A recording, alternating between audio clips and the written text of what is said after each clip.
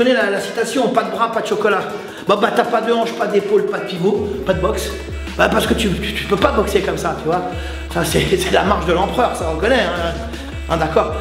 La boxe c'est la hanche, les épaules et le pivot. Pas de hanche, pas d'épaule, pas de pivot, pas de boxe. Bonne journée.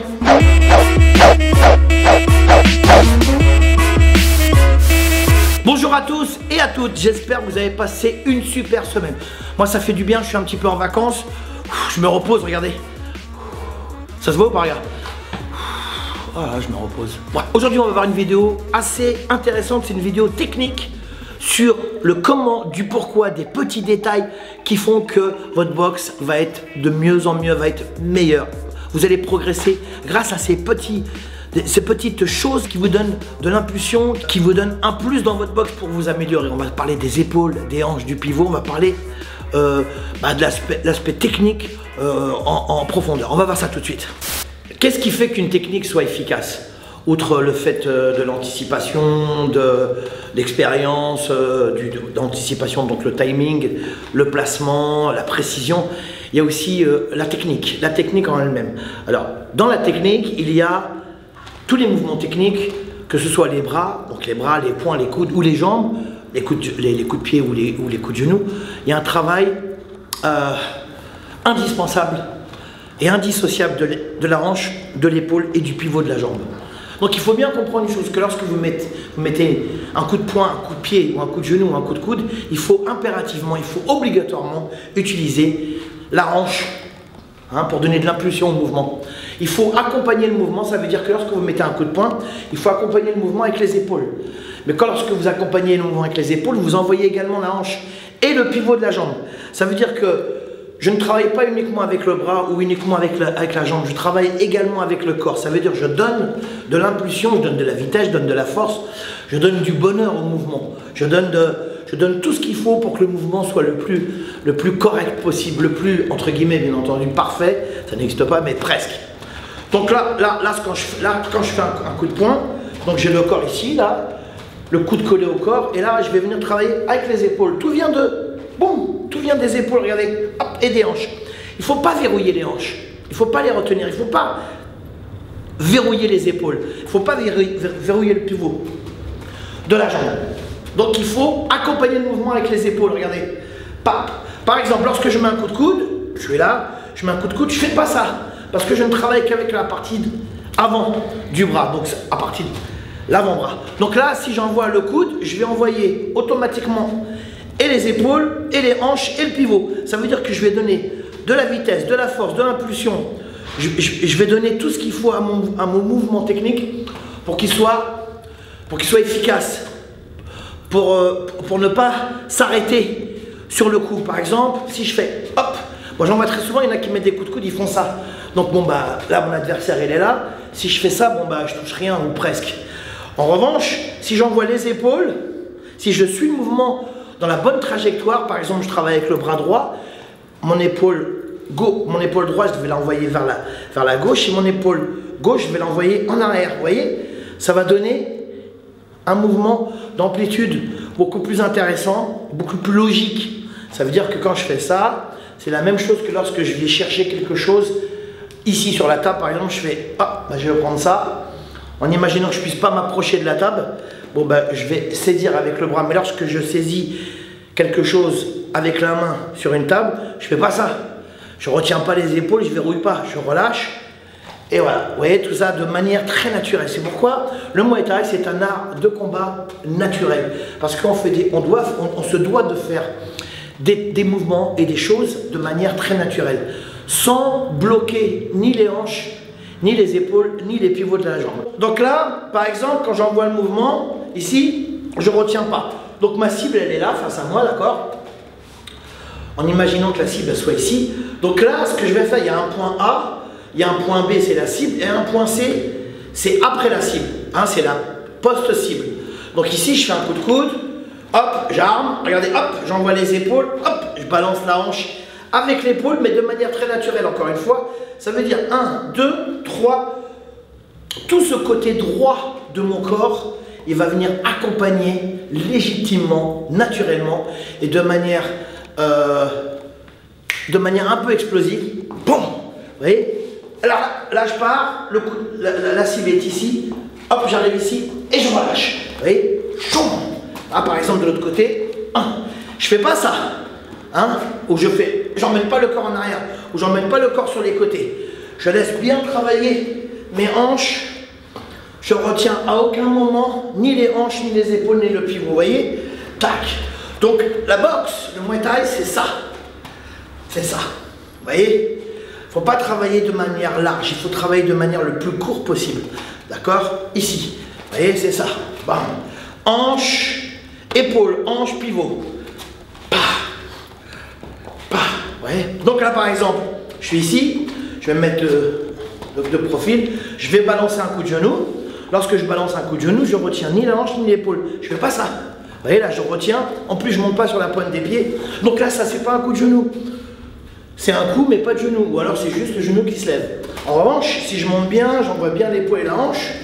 Bon, vous voyez, hein, vous voyez ça? Ça glisse. C'est beaucoup plus logique que ça. Ça ne fonctionne pas. Ça, c'est quand même plus sympa. Vous voyez? Donc, il y a la hanche et l'épaule. Et bien entendu, je monte sur la pointe des pieds. Et j'ai envie de pivoter, je pivote. Bon. Là, je monte bien le genou. Bon. Ouais. Bon. Alors, c'est pratiquement la même chose lorsque vous mettez un type un coup de pied de face. Il ne faut pas retenir la hanche. J'accentue ce travail. Je fais exprès de vous parler de la hanche, épaule et du pivot parce que je vois très souvent de mon côté, hein, du côté de mes élèves, et aussi sur des vidéos, quand je vois des combats ici et là, les gens n'utilisent pas les hanches. N'utilisent pas assez les hanches ou les épaules. Par exemple, lorsqu'ils mettent un coup de pied circulaire en ligne basse, là au kick, ou TK, comme ça, ils font ça. Ils vont faire 1, 2, 1, 2, 1. Ils imaginent, ils pensent qu'en mettant le corps sur le côté gauche ou sur le côté droit, ça va donner plus de force, plus d'amplitude, plus de vitesse et plus de logique dans le coup de pied, alors que c'est complètement faux. C'est là, le mouvement il doit être ici. Ici c'est mauvais. Vous voyez? Clac. En fait je vais avec le coup. Quand je mets un coup de pied, c'est comme le coup de poing, c'est comme le coup de coude, comme le coup de genou. Je vais dans le sens du coup. Ça veut dire que si je mets un type en ligne droite, un front kick, un push kick, un coup de pied frontal, je vais venir balancer la hanche et l'épaule avec, vous voyez, je tire. Là je tire, bam, et je ramène. Et je ramène. Je balance bien l'épaule, je balance bien la hanche. Je vais loin dans mon projet de coup. C'est un projet, c'est une construction, c'est un concept de coup, tout ce que vous voulez. Vous pouvez mettre plein de mots avant le mot front kick. Il doit aller le plus loin possible. Hein, il faut qu'il déroule comme ça. Bam, je balance. Bam, je balance. Bam, je balance. Bam, je balance. Et la hanche. Clic. Bam, et l'épaule. Mais je ne penche pas en arrière. Bam, tout vient de la hanche et des épaules.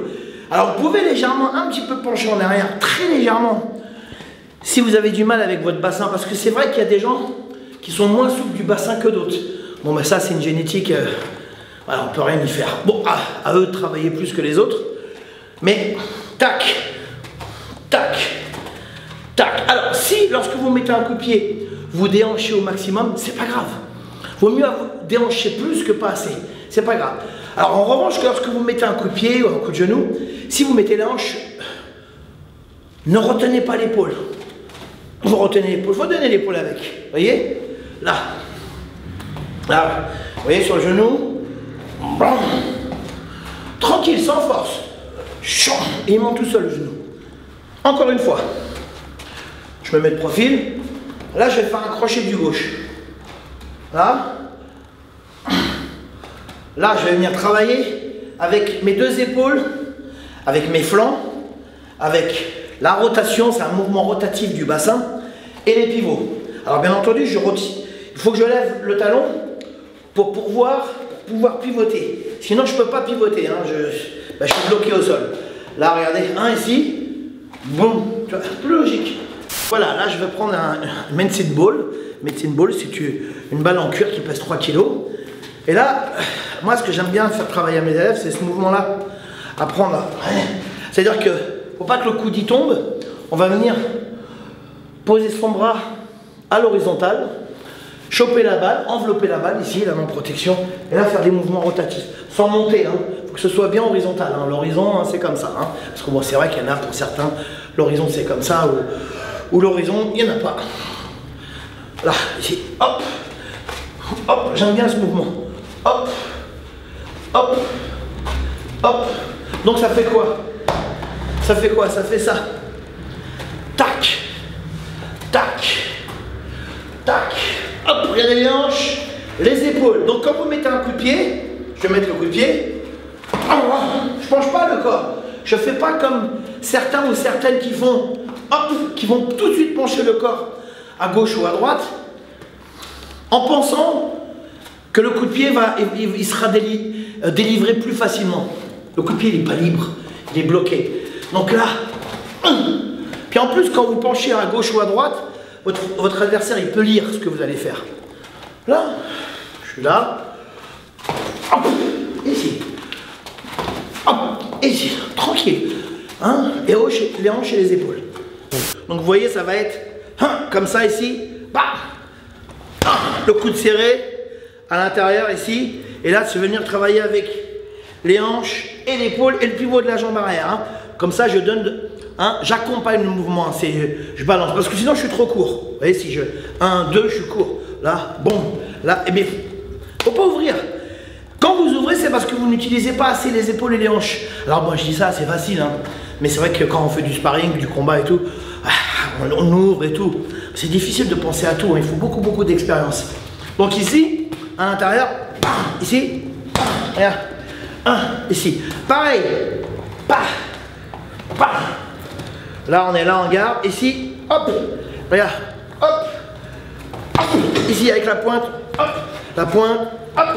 j'envoie la hanche et les épaules, hop, voilà, vous voyez bien, on voit bien le mouvement rotatif du bassin, 1, 2, et le pivot, pareil pour le low kick, là, j'ouvre, là et là je tire avec l'épaule, et la hanche. Bon, alors après, il y en a qui mettent le bras devant, la main ici. Bon, chacun il fait comme il veut. Moi, j'aime le bras devant en baissant la tête parce qu'en face, il y a les points. Donc là, ici, vous voyez, j'ai pas besoin de faire ça. Ça, c'est mauvais. C'est pas bon, puis ça fait pas mal. Là, ici, vous voyez, ici, là, on voit bien le déhanchement. On voit bien le déhanchement. Donc, encore une fois, j'insiste sur le fait de 1, 2, 3, indissociable. D'accord? Vous rappellerez, c'est ça qui est important. Merci.